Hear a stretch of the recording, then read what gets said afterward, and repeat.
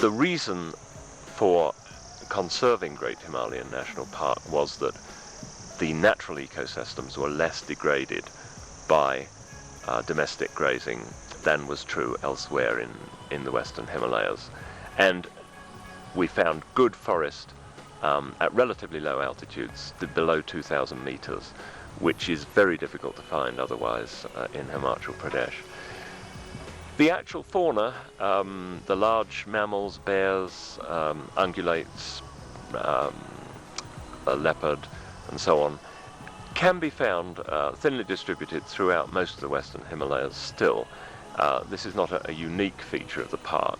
What is unique is the fact that it's tolerably easy to see these, or it's certainly much easier to see these animals in Great Himalayan National Park than it is in most other areas.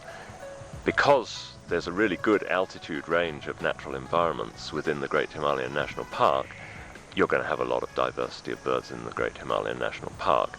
The current count is in the region of 200, and we probably haven't found all the birds in the park yet.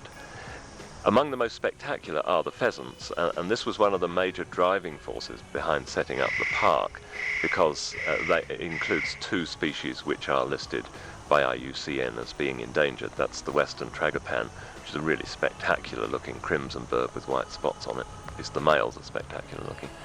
And the cheer pheasant. Both of those two are listed as endangered. What we have been doing at the park, we have been basically facilitating the work of local people. I will certainly say here that as government department, we should not become the doers of the things.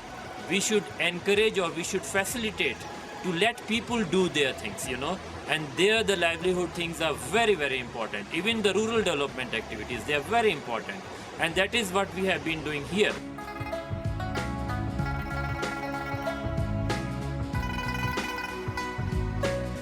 The value of GHNP, as I see it, for the people of the world, is to retain the immense biodiversity which is available in this park for future generations.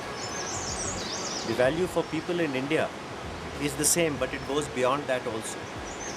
It also is a repository of all that was native, all that was original.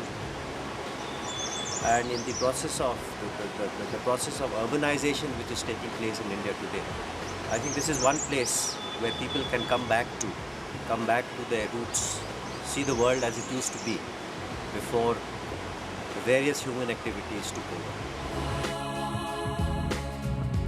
Born to be free. In terms of comparing the wildlife and the beauty and the natural environment of the Great Himalayan National Park and the Himalayas across Nepal, there really is no comparison.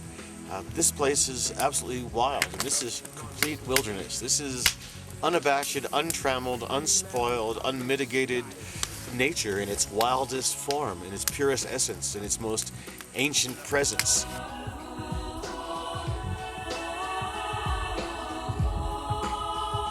Great Himalayan National Park is a jewel on our planet.